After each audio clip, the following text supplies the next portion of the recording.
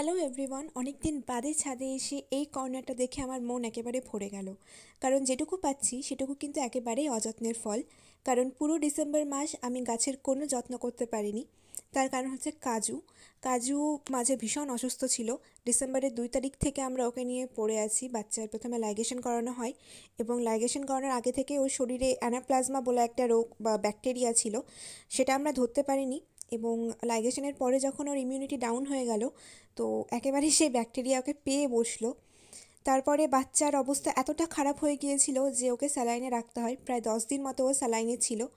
এবং 10 দিন বাদে যেদিন ওর লাস্ট স্যালাইন হয়, মানে এই রবিবার, ওর কার্ডিয়াক অ্যারেস্ট আসে। চোখের সামনে বাচ্চাকে হারাতে বসেছিলাম।